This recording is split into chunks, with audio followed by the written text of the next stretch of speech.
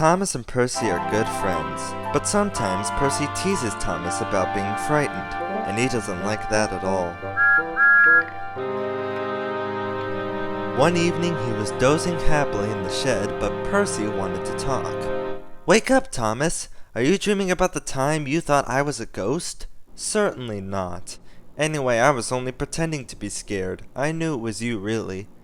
Percy went on teasing him. "I hope the guard leaves the light on for you tonight." "Why?" asked Thomas. "I quite like the dark." "Oh, really?" explained Percy. "I am surprised. I always thought you were afraid of the dark. I wonder why."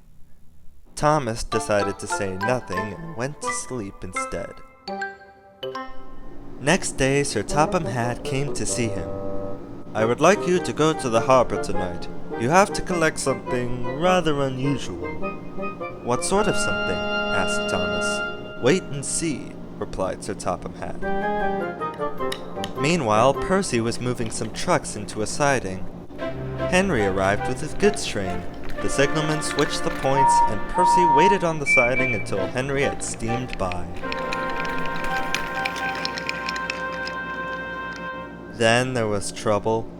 "The points are jammed," called the signalman. "I can't switch them back for Percy. The workmen will have to mend them in the morning. It's too late now." Said Percy's driver. "I'm sorry, Percy, but you'll have to stay here for the night." "Where are you going?" asked Percy. "Home for tea," replied the fireman. Percy was speechless.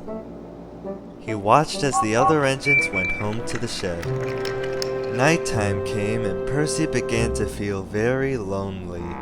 "Oh dear," he murmured, "it's very dark."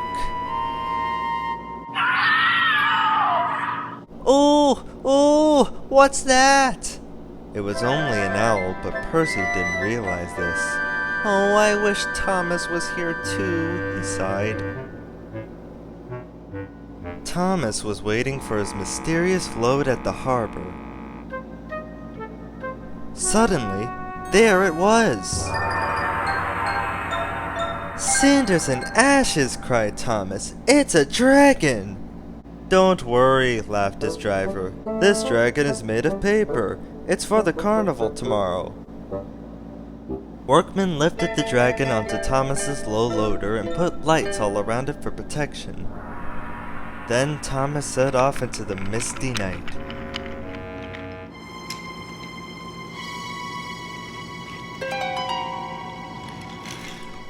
Percy was asleep on his siding and had no idea that Thomas was approaching him.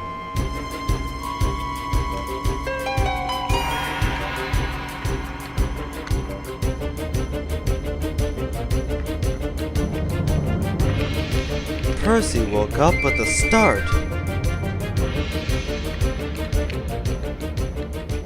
"Help!" cried Percy. "I'm not going to open my eyes until my driver comes." Next morning the points were mended and Percy puffed back to the junction. Gordon was just about to leave with the express. "You'll never guess what I saw last night." Gordon was in no mood for puzzles. "I'm a busy engine. I don't have time for your games."